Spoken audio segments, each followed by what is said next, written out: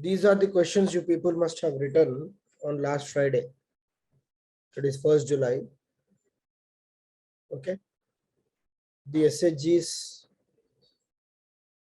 and their importance, and the pressure groups and their importance. Okay. This you must have written, and I have seen some answers on that day and just before the class also.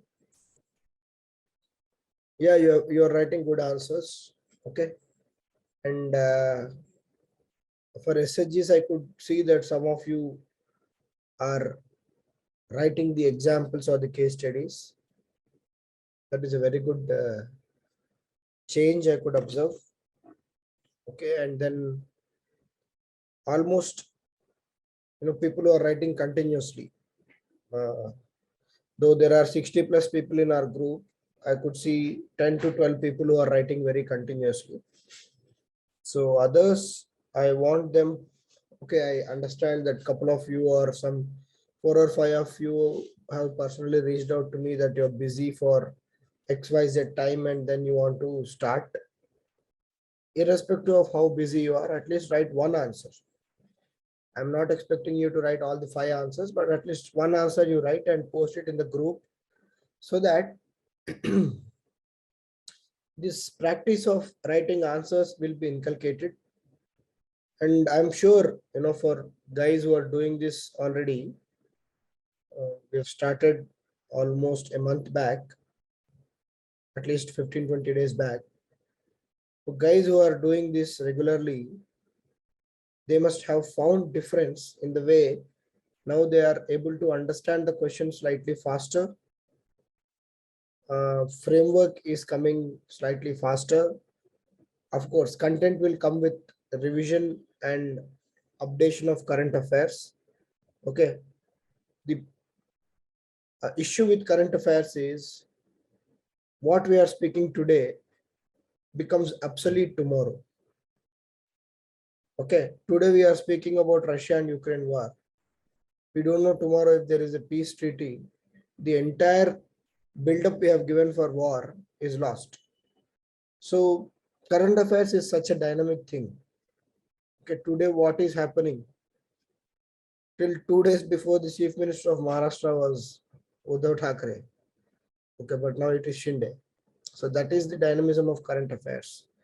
So what you have to do, especially in topics like SHGs, governance, and then social justice, social empowerment, society, where there is so much so the static content and there is so much of dynamic content, what you have to do is you should have couple of some 3 or 4 pages notes for all these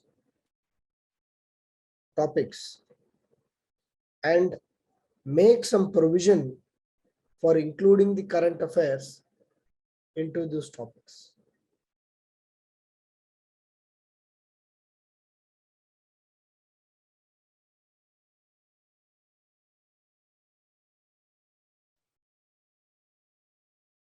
So when you include the current affairs into your notes, it will add examples. Okay, because what many people fail to do is they have the static content. 1 minute, Sriram. They have the static content given by institutes and they have their own notes sometimes. So even in this particular group which you are part of, mains enrichment, Ravana sir is posting some valuable notes before every exam. So that is the content, the static content. It may be having certain examples, no doubt. But the onus is on you people, only you people, to update that so-called booklet or your notes or whatever it is with current examples. Only when you keep doing that, your notes become updated, your contents become enriched with current affairs, and when you write an answer, your answer will slightly stand out when compared to other people. Okay, fine. Sriram, on that note, we'll just start the class today. Sriram, you wanted to speak something?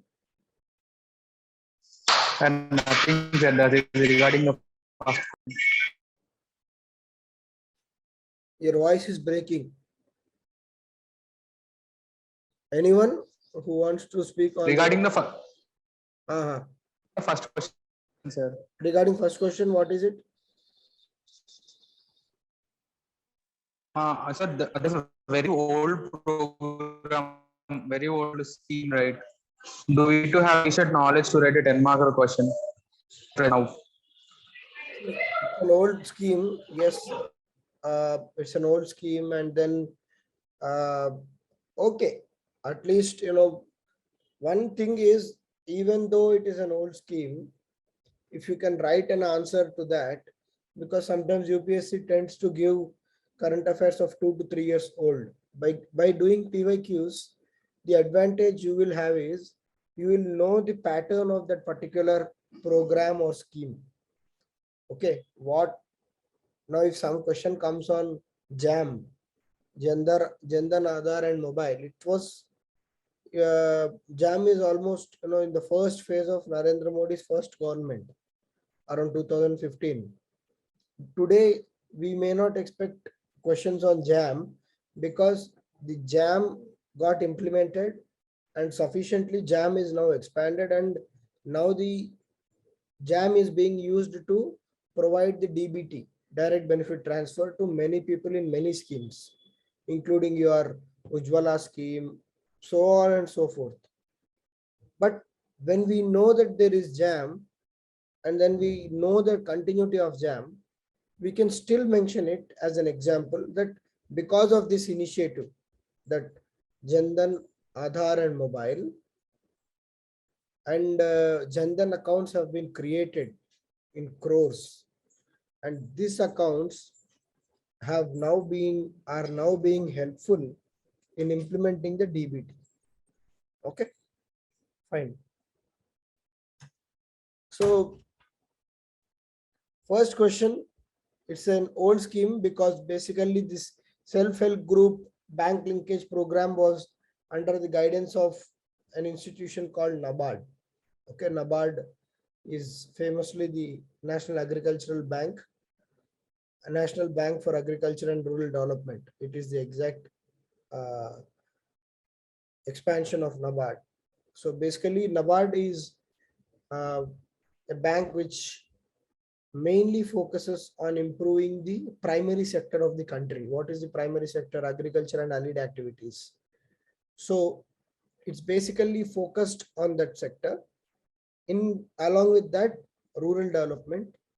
So SHGs obviously are poverty alleviation and self-employment programs. So NABARD was linked to this particular SHGs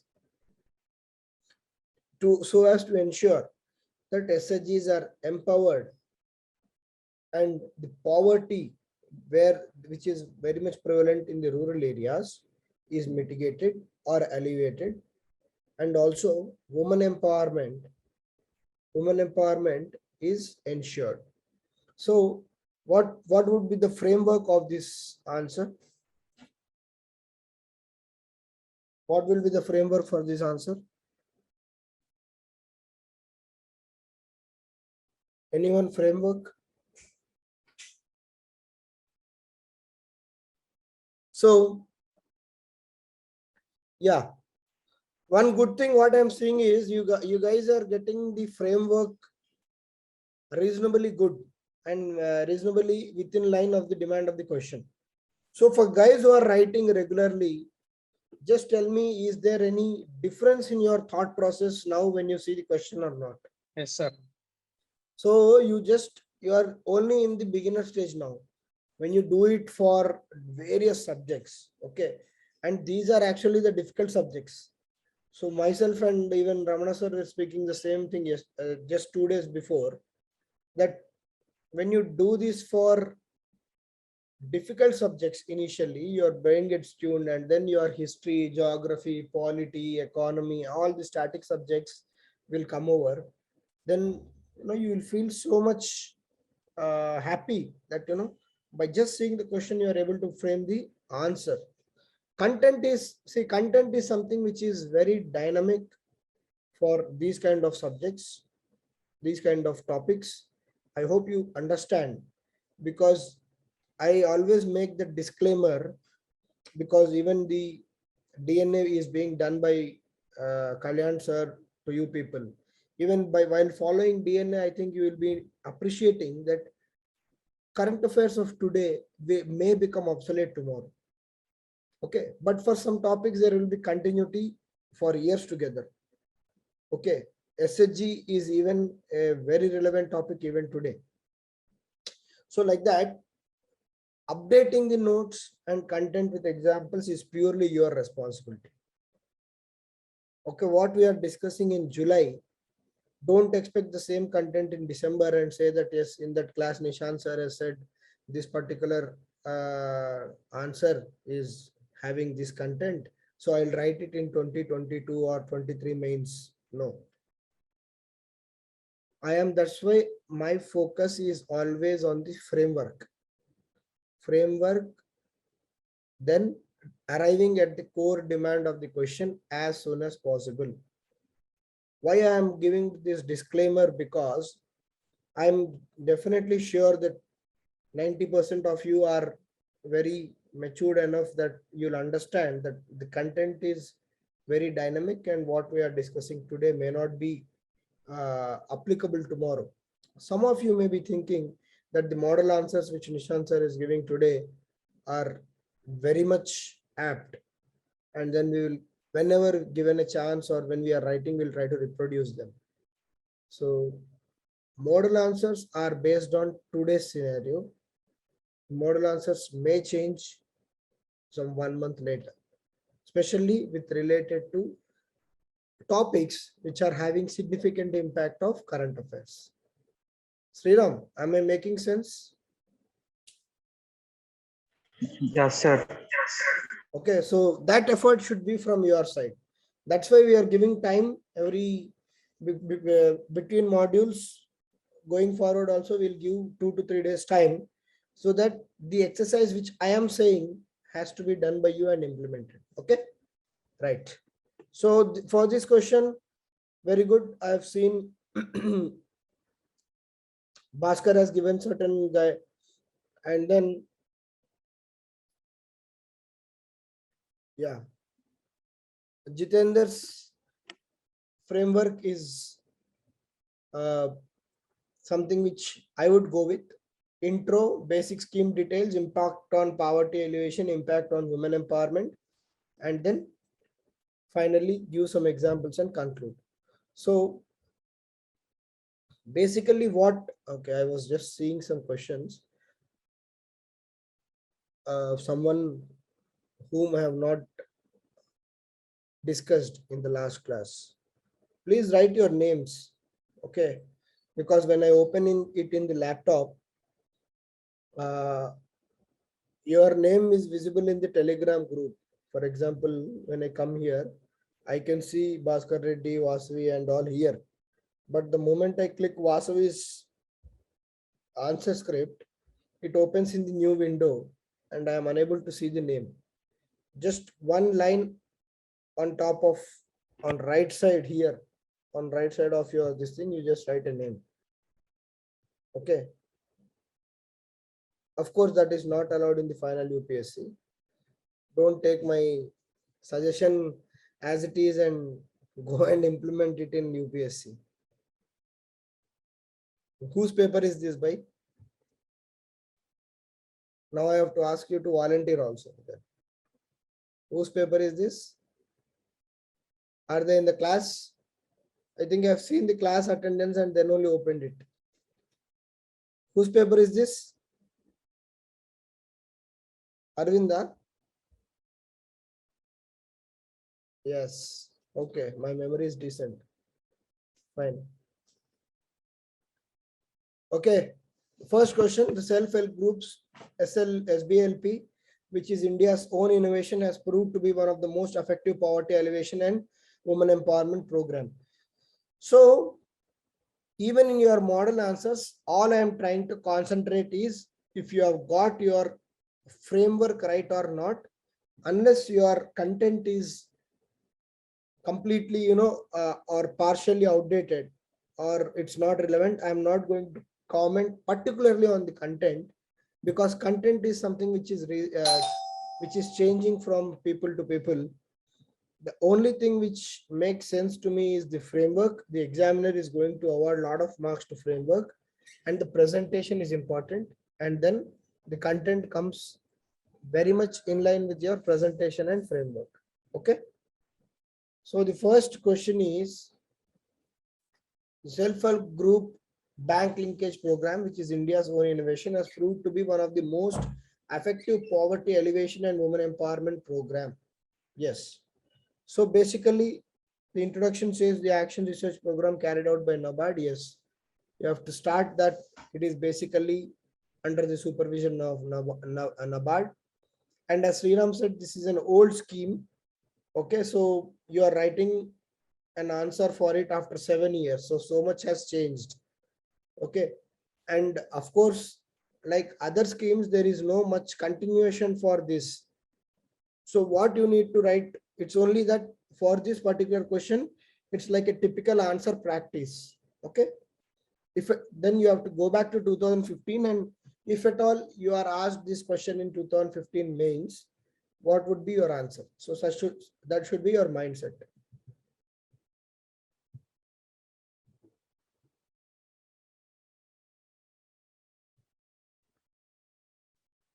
Okay, you people also keep reading the model answer. Okay, so 84% of the women's, okay, you're saying that the SHGs are almost dominated by women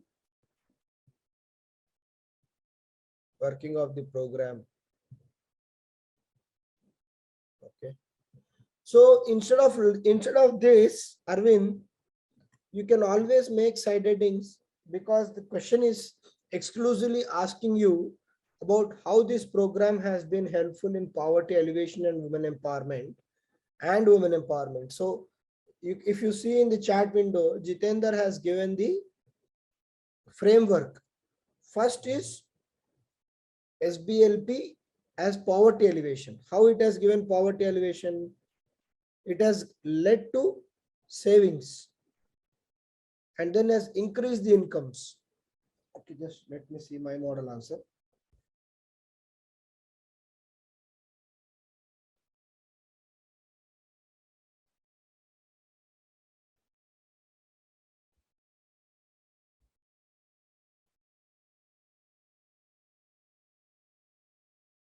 Yeah, how it has led to poverty alleviation, you can mention, and you can write that, basically the program has created an awareness of savings among the rural folks. Savings, having certain money in the banks. Okay, and they are now assured of minimum wages. Okay, they are assured of minimum wages, and now they are empowered. Okay, these are the positive aspects. Okay, and also by having money, they are able to meet their socio-economic needs like housing, education. So that's a good point. Okay, and then the empowerment side is, what is women empowerment? How women have now became independent in their families. First thing, their value and their decisions are now valued in the families. Now they are able to concentrate better, because now they are aware of what is the importance of education and other parts. They are now able to concentrate on the education of their children. Okay, and some of the women have gone on to become very good entrepreneurs. Some of the SHGs have become very good cooperative societies, and the empowerment of women was so much so that they have gone on to become the political representatives at the grassroots level and also at the state level. And then you can give our popular examples. So that is the demand of the question. And then conclude saying that while the SBLP program has definitely empowered the SHGs to become self-sufficient by poverty alleviation and women empowerment, the need of the hour is to further handhold these institutions, as it is seen that the progress of this institution has not only had direct impact on the economic aspects but also the social aspects of the rural life, where the caste system, other aspects are challenged. Clear?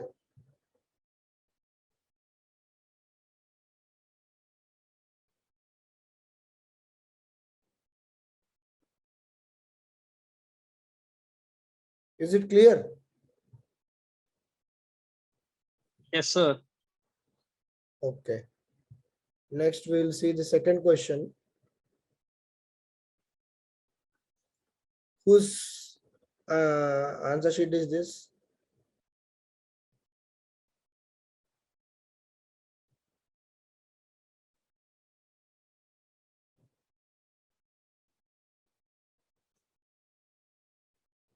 Is it a 150 word or a 250 word, Anil?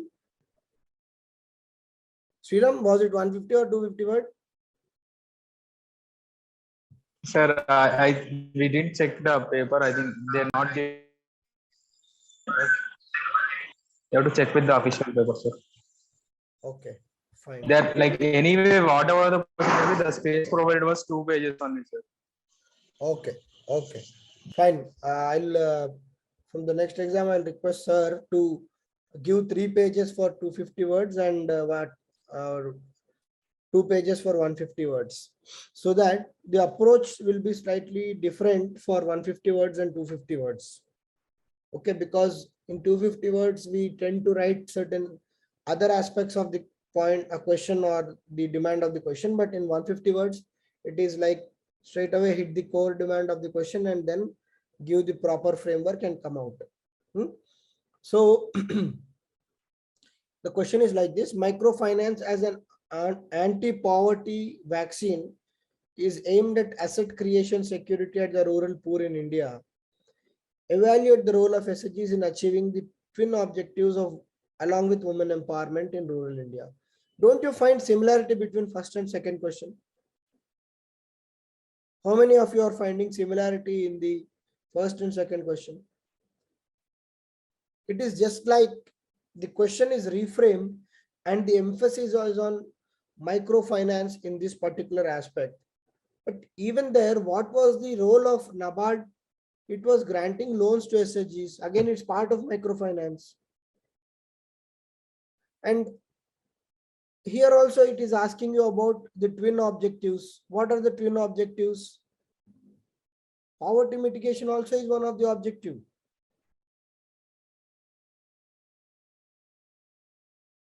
Or am I making sense? Are you guys able to appreciate that there is some element of continuity between first and second question?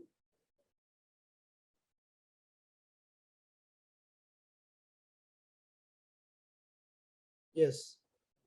So what you need, Yes, sir. what you need to do is, if you remember, most of you have attended my history classes where we have done question answers through and then some of you have attended my political also. What we are trying to understand there is the demand of the question is just being rephrased by emphasis on certain aspect of the scheme or the particular SHG here.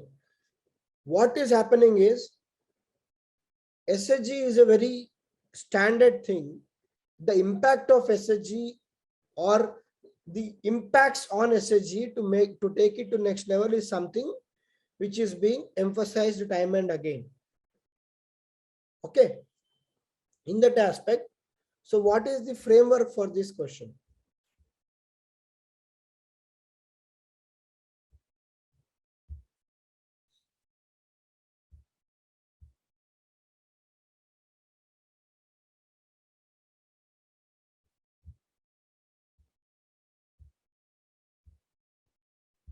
Okay, Navya has given certain framework. Others?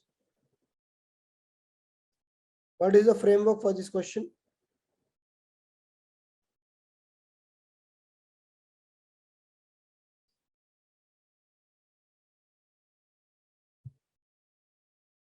Just giving the question. See the second question and give me the framework.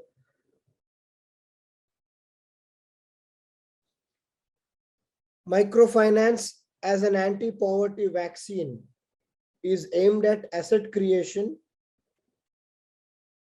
Okay, asset creation, security of rural poor in India.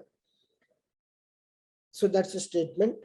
Evaluate the role of SHGs in achieving the twin objectives along with women empowerment. So what are the twin objectives they are referring to here?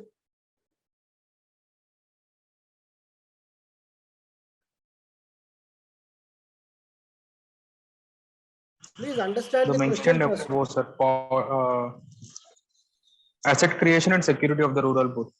Yes. Yes. See, the main challenge in mains examination is to understand these kind of questions in 30 to 40 seconds. So let's not, why I don't concentrate much on answers is, we generally have a tendency to jump into answers. Array, okay, question is there, let's write answer. What will you write is the major thing. All are your serious aspirants studying for 18 to 24 months. No one is having any depth of content. Ranker 1 and ranker 300 will have same content. Even this thing I'm trying to say on record, because I've seen everyone right from rank 1 to 300 in the close quarters. So we all know what is the knowledge level of each other. So knowledge wise, everyone is on the same platform, especially people who are writing mains, serious mains, and after mains to interview. But the major thing what people with so-called single digit or double digit ranks must have done properly is understood the demand of the question, make a proper framework and write relevant content, and then come out of that question. That you need to practice like a robot. Day in, day out, day in, day out, day in, day out. So much so that I still say that in the 3 hours of the mains examination, there is very little effort of your mind, because by the time your mind memory is very much there. Okay. So for this type of questions, especially social justice and development, current affairs oriented and challenging subjects, because in history or polity, what is Article 14? There is only so much so that you have to understand that question. When was the first battle of Panipat? You have to only understand the question to that extent and just modify the content. But here the demand is only to, the challenge is to first understand the question. They are asking you twin objectives. What are the twin objectives? Twin objectives are income security and poverty mitigation. Yes or no? Yes, sir. Okay. So when you understand this demand of the question, and then the third part of the question is empowering women. So obviously this has to be a 250 marker to my knowledge, because the question is asking you various facets or various dimensions. Okay. Then you can start off by 3 or 4 lines or maximum 5 lines of introduction. Then come to the role of role in the income security, role in asset creation, and then the final role in women empowerment.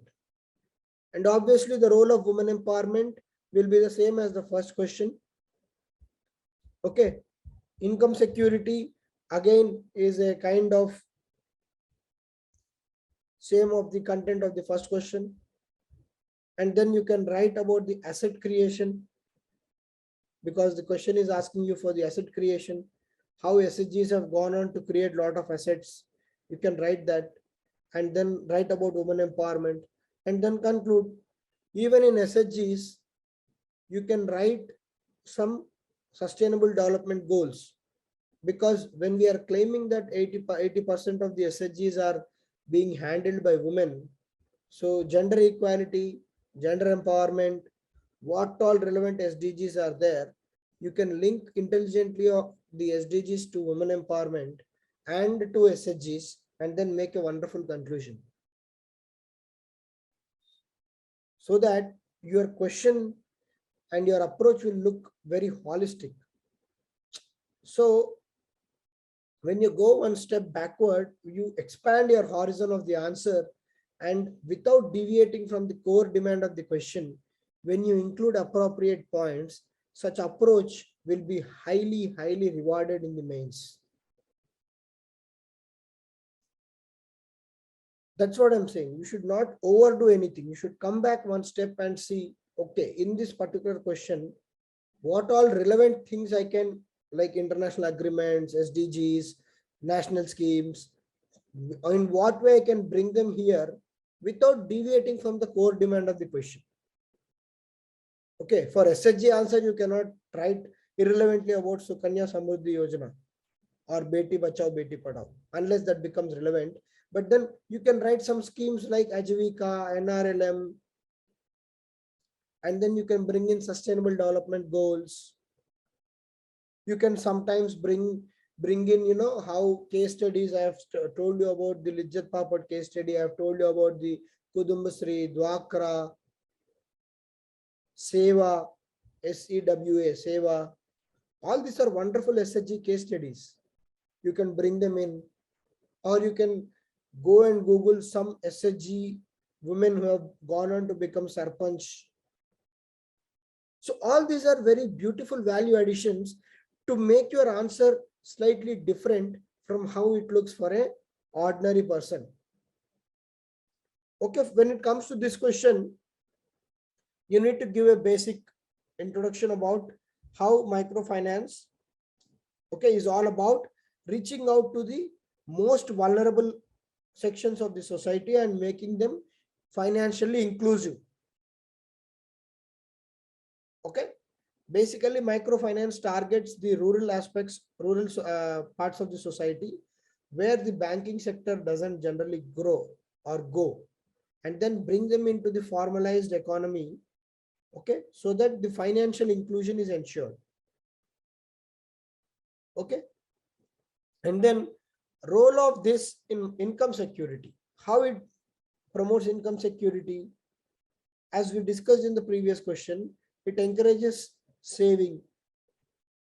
Okay, and then whenever they want loans, they will have access to the credit of the loans. Okay, women can take up jobs in these SHGs, and also in some cases women-led industries like cooperatives or some entrepreneurship is encouraged, and their incomes are assured, and by having economies of scale, they can really grow into bigger organizations. Okay, and also because of this entire thing, the social issues are addressed, like the caste system, the discrimination, untouchability, all these are addressed. And then what is the role in asset creation? How they are going to create assets? What is an asset? Something which is very tangible in nature. They are going to create certain cooperatives which can employ more and more people. Okay, they are going to create certain companies which are going to create more and more people. They are going to create certain resources. They are going to add wealth to the economic development of the nation. And then they are going to create a social capital, which itself is an asset. And then they are going to create a human capital, which is also an asset. And then finally, have one more side heading of women empowerment. Women empowerment, it's again very social, very standard clauses or the standard things which we have. One is the having better say in the families, having financial independence. Many women are becoming entrepreneurs, thereby they are overall qualification or skill is increasing. And then you can write how these women are having more literacy, because when they participate in SHGs, they are turned to make their families more literate, and they themselves also sometimes get educated, and how the political empowerment is being ensured. And you can write that, you can again see in the conclusion, sometimes you can write proper quotes also. As it is said, if you educate a woman, you educate a nation. SHG as a scheme or a system has multiple angles of empowerment, and hence the need of the hour is to encourage and ensure that the engine of SHGs keeps running with proper support system, and will be helpful in the overall progress and prosperity of the nation.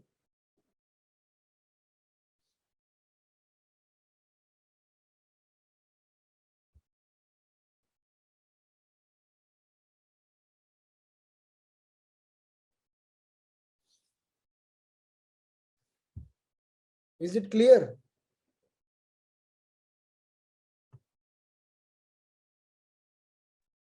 Yes, sir. Anil, so coming to your answer now.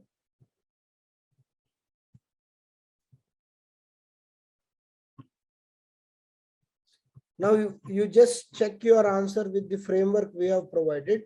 You have given examples, Anil, but then you have missed the core demand of the question. Okay. Now just what we have discussed, you have made some content. Okay, but the content unfortunately is not directly related to the question. Okay. Just work out, and I'm sure now as you do more practice, you'll definitely make many good answers. Yeah. Third question. In the Indian governance system, the role of non-state actors has only been marginal. Has been only marginal. First of all, do you agree that this with this statement? Critically examine this statement. What are non-state actors who do not stay in any state?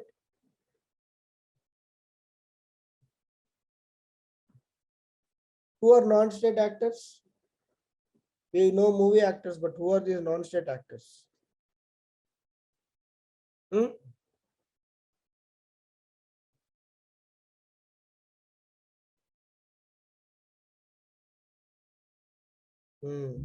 Good. Non-state actors are pressure groups. Non-state actors are not necessarily pressure groups. Anyone like NGOs, okay, any groups of voluntary bodies. Pressure groups is one among the non-state actors. So civil organizations, NGOs, other pressure groups, okay, sometimes religious groups, all these are non-state actors. What is state? State is basically someone who's governing the system. Okay, for example, if we call the Telangana government, so Telangana government is a state, and at national level, the government is the state. Okay, non-state actors, so who do not have direct stake in the governance. So now tell me the framework of the question, just in 1 minute. In the Indian governance system, the role of non-state actors has been only marginal, critically examined.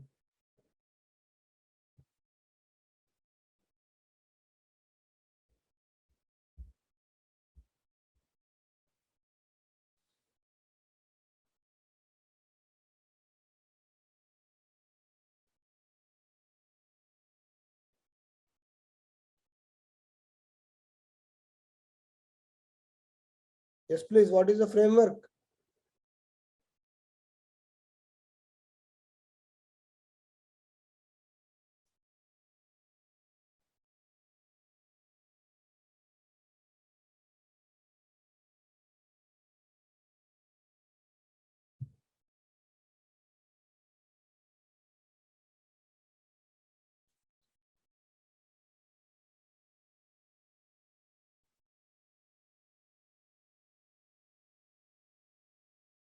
Okay, good framework, Jitender.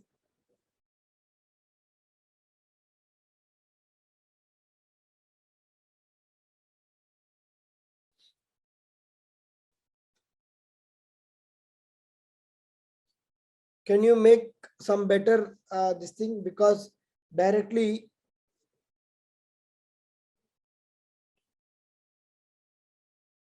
okay.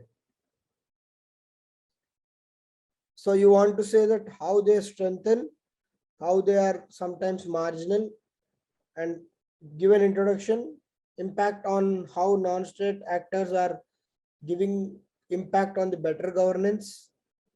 Sometimes they are having their own set of drawbacks. Okay. Yeah, So sir. the question itself is negative in nature. It's a very common practice to give certain questions which are negatively worded. You see, they say that they literally saying that the non-state actors have no role in governance. Right? Are you able to understand the statement? They are saying that non-state actors have no role in the government, boss. That is the exact question. What do you think? So I'm sure everyone here disagrees with this statement. Yes or no? Yeah, sir. But can we tell that in a direct way, or we can just argue? If you ask me, because we are UPSC aspirants, we cannot say it directly. Or Yeah. else, you can simply say, how is Adani getting a port in Sri Lanka and Australia? He's a non-state actor. So anyhow, non-state actors have their own say and sway in the governance and the politics of Indian system. That is there in any democracy, not only India, even America also. A lot of things are controlled by the big four companies, tech four companies. We all know that. So in Indian governance system, so politely say that, okay, the non-state actors are an extended arm of Indian governance, and over decades, it has been seen that various parts of non-state actors, various wings of non-state actors, have had their own impact on the policy making of the government of the day. However, not always the non-state actors could succeed in influencing the governments. It's a very delicate way of putting that most of the time they have influenced, sometimes they could not influence. Okay.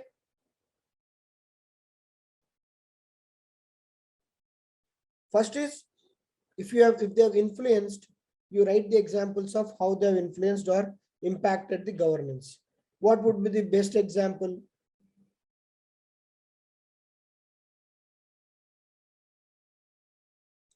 You can write about the industrial groups, right? You can write about FICCI. You can write about the Chamber of Commerce Industries, CCI. You can write about NASCOM, an IT platform where many IT industries have come onto a stage and continuously persuade government to give various concessions, subsidies. Even the FICCI is also like that. FICCI. FICCI means FICCI. It's a group or forum for commerce industries to come together. Industrial platform it is. It influences the economic policies. You can see that Nirmala Sitharaman, before making the budget presentation, meets with the representatives of FICCI. Did you ever notice that? So she takes their inputs into consideration.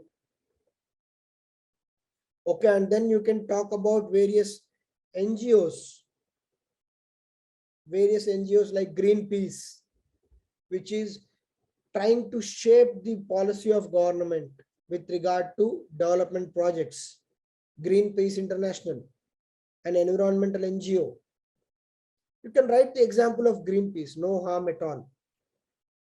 Okay. And then another NGO called Center of Environmental Research in Delhi. It continuously guides government with regard to its environmental policies. If some policies are not in the interest of sustainable growth, it makes long articles and pressures the government to change those projects or something of that sort. And then you can write about the MKSS, Mazdoor Kisan Sangathan Sansthan. What is it famous for? MKSS? What is MKSS famous for? Recently, farmer protests. No, in 2005, I am giving you a hint. 2005, MKSS was very famous, became very famous. What is 2005?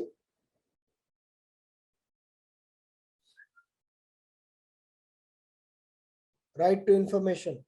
Jai Jawan, Jai Kisan. No, Right to Information Act. The Right to Information Act came because of the continued efforts of MKSS. Okay, so all these things you can write on the positive aspects of and this thing, and you can even write about the farmers and their impact, farming groups, how government goes on to announce the MSPs and other parts. Okay, and in the marginal influence, you can write that not all the pressure groups have succeeded the government in pushing towards certain policies. Like if some environmental NGO is campaigning against the government policy, but governments in the larger interest of development sometimes don't heed to those kind of suggestions. And other drawbacks include like they become a kind of politicized comments or politicized inputs which are not healthy sometimes. Okay, unnecessary lobbying and pressure tactics on the government. Okay, as it is seen that some NGOs are sponsored by outside agencies to shape policies in certain way which may have impact on the development of the country. So you can conclude by saying that the pressure groups or the non-state actors had definitely significant impact in the independent India in shaping up various policies. And most of the times it has been inclusive and progressive. Wherever the suggestions or lobbying was not in the larger interest of the country or the progress of our nation, those places, the suggestions of these non-state actors or the influence of these non-state actors has been marginal. Okay, we are saying that whenever these non-state actors have come in a particular way towards progress, their suggestions and recommendations were taken positively. When they were not in certain progress or were against the development, they have been marginal. Understood our stand?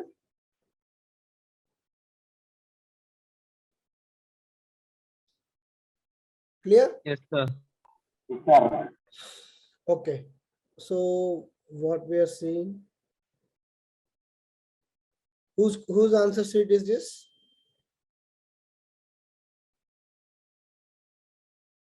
Renuka, sir. Renuka, you are available? Yes, sir. Okay. So you have given introduction, however, these are marginalized. So it's a very statement in the starting only you are saying they are marginalized. So don't take that stand. Okay, sir. Sonu Sood's example is not relevant here. Okay. False bank accounts. You are speaking about the working of pressure groups. Okay, but here they are not asking you about the exact working of pressure groups. They are asking you about the impact of pressure groups. Okay. Now that we have the model answer, just verify with the model answer Renuka, and then you can arrive at your own good answer. Okay.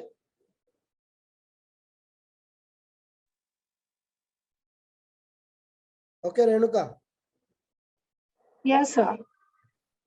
Fine. What are the methods used by farmer organizations to influence policymakers in India, and how effective are these? Again, I think fourth question is just a subset of third question. Is everyone agreeing to it or not? Yes, sir. Farmer organizations are one among the many non-state actors. Yes, Jitender? Why it was asked in 2019, we all know. Yes, sir. Methods used by farmers organization. So simply what would be the framework? You just write basic introduction about non-state actors and define how farmers organizations are one among the non-state actors, and then give examples of methods. What are the various methods? Lobbying, protest, politicization. Okay, you can write so many methods of protest. So, and sometimes unnecessarily it is leading to violence. Okay, various methods of protest are like how they lobby. You can see that in the recent even farmer protest bill also, farmers were lobbying with the central government. Protest, we have seen that protest. Satyagraha, fast unto death. Politicization, you can see how particular farmers union is saying don't vote for this party, don't vote for that party. That is politicization. Okay, and then going out and reaching out to people through electronic media, print media, etc. So these are various forms of protests. And then there is the first part of the question: how effective was these methods? So sometimes those were partly successful. Not every time farmer unions were completely successful, but you can give the example of recent long protest of the farm bills, where the protest went on for months and months, and finally the union government had to yield and withdraw the farm bills. So we can say that any progressive decision, in the conclusion we can say any progressive decision with regard to the farmers, because the Indian economy is still 50% depending on agriculture and allied sector. So farmers become very important in Indian economy and its growth. Any change or decision impacting the primary sector of the country should be done by taking farmers into confidence, for which the farmer groups will play an important and active role. Is it clear?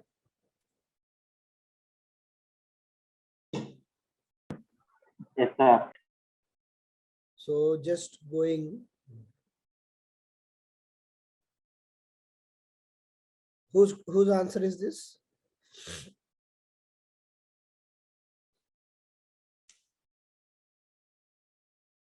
Please write names. It becomes very difficult to keep asking whose answer is this. Soumya.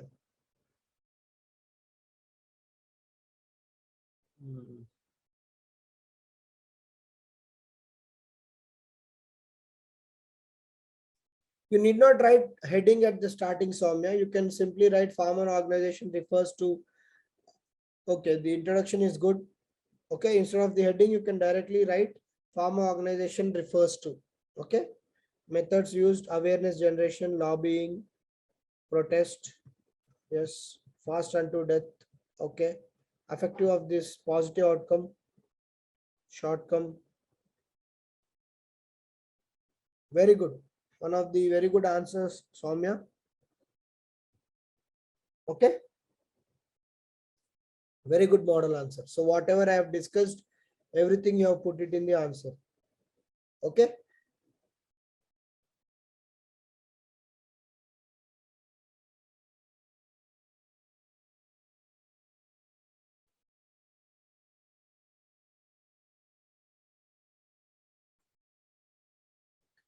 I think this is Navya's answer, right?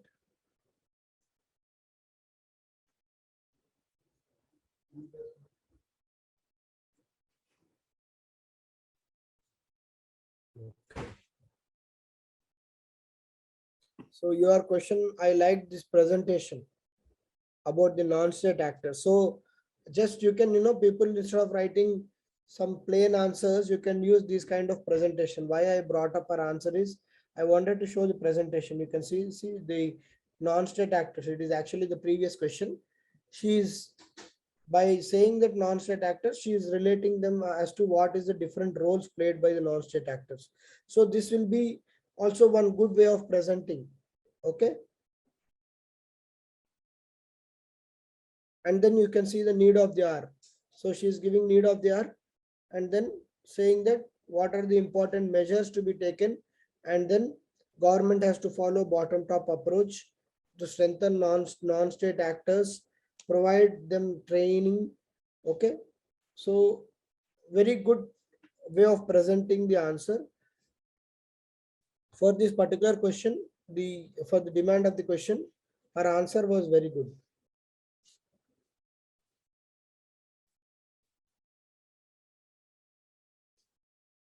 Whose answer is this?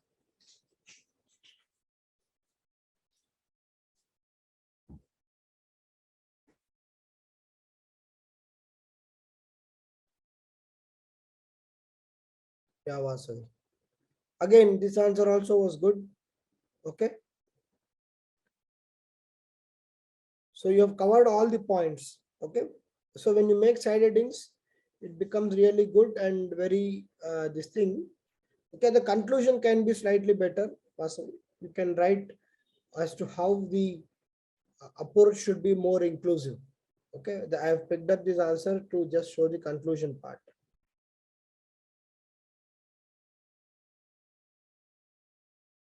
Okay, the last question. The need of the hour.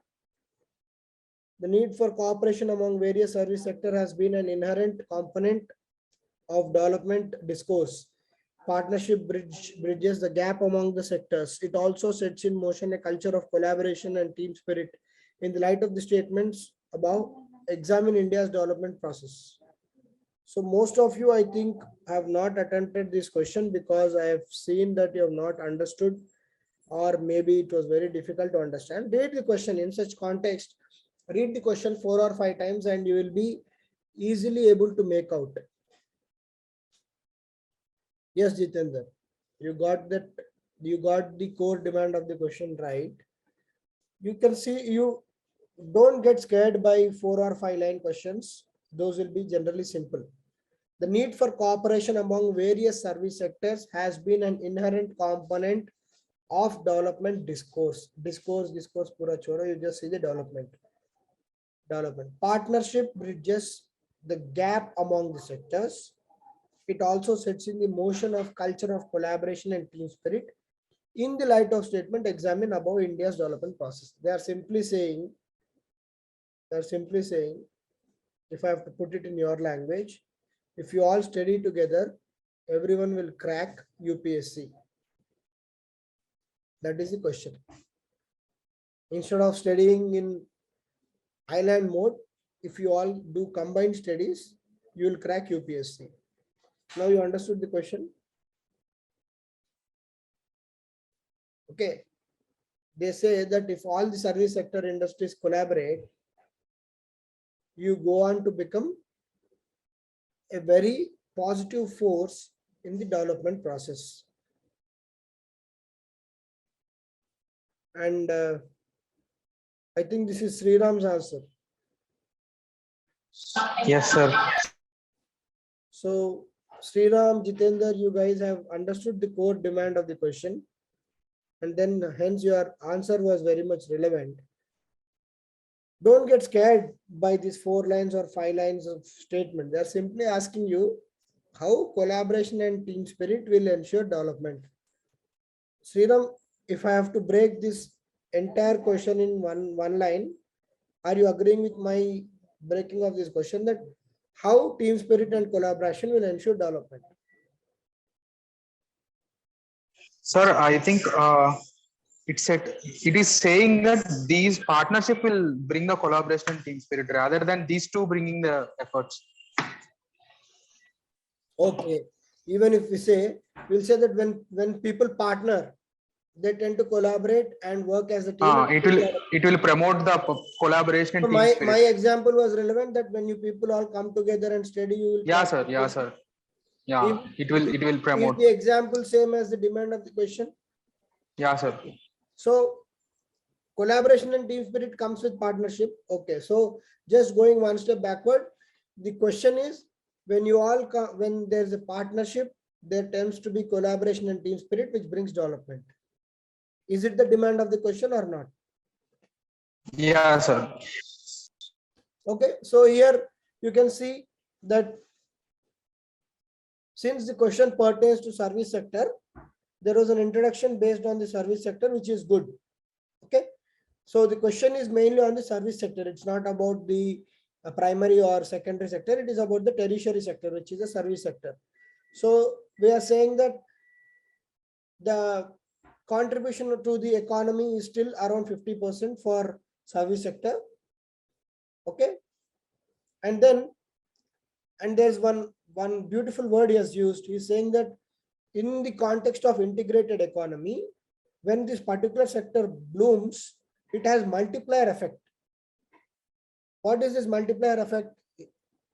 The multiplier effect means that when particular sector is blooming, it will have its impact on other sectors like primary, secondary, other sectors also. Because see, for example, if service sector is booming, the money is more, they tend to spend. In that process, the primary sector also grows, the secondary sector also grows. Okay. See, yeah, and the example also Sriram has given, like tourism is a service sector. Okay, and then the tourism related to health and leisure. So again, health and leisure also are part of the service sector. So within the service sector, there is a kind of collaboration and partnership. When tourism is growing, because India is known for health tourism these days, especially major cities like Chennai, which have become a very big hub for the transplantations.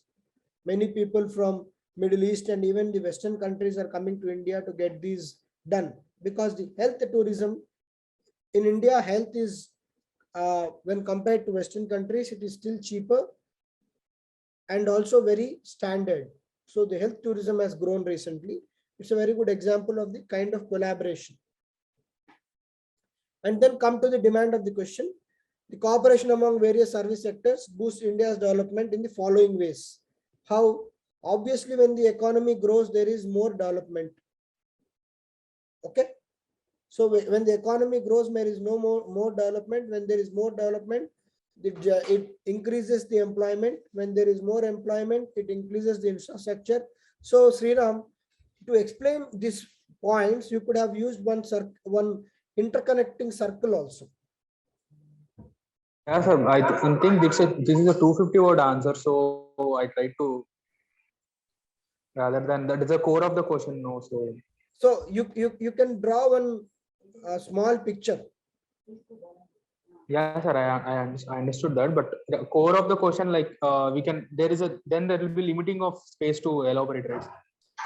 At the side, some small box you can mention the collaboration, how it is leading to the holistic development. Yeah. Okay, sir. I got it. See that you made all the relevant points. So when you draw that picture, that is more impactful. Because in such questions, firstly, you see the question is tough.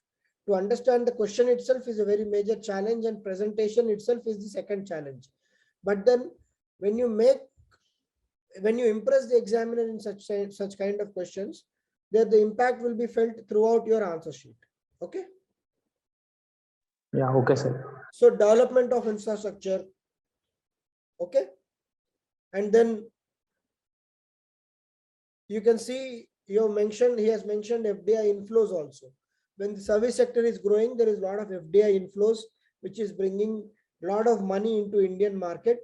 And then because of this growth of service sector, there is inherent tendency to develop the infrastructure, including the air connectivity.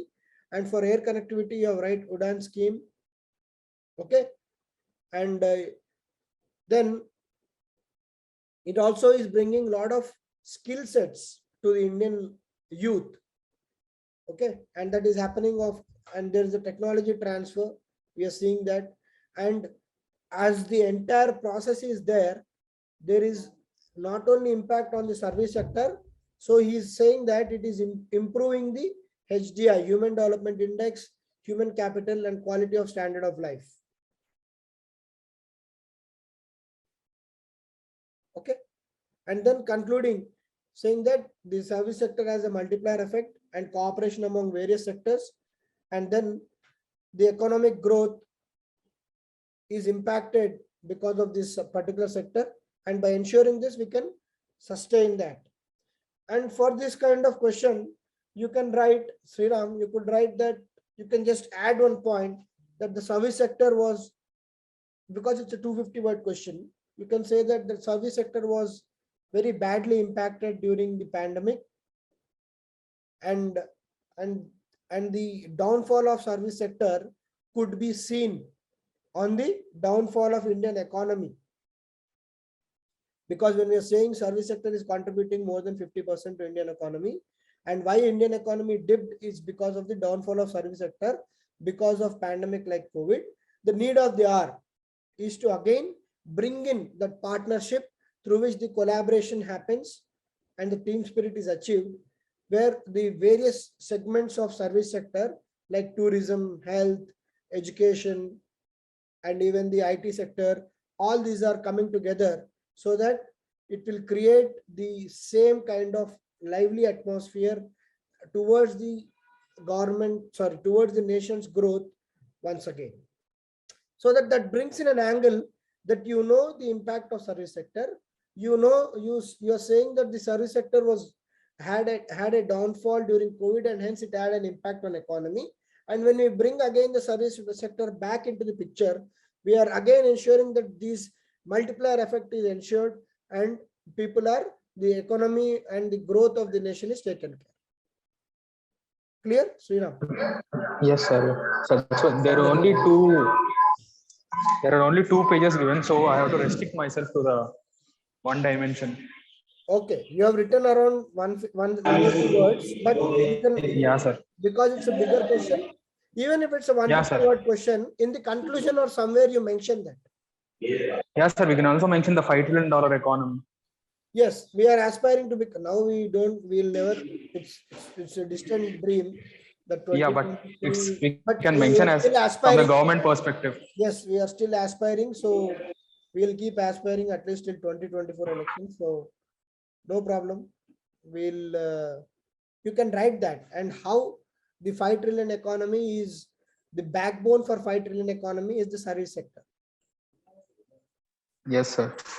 Okay, when you bring certain dimensions like that, you just go back and see as an examiner, you have written very good points. And when you are connecting that points with the very current example of pandemic and then giving out some solution and even writing your own example of 5 trillion economy, these all make very good points. Okay. Is it clear? Everyone? Yes, sir.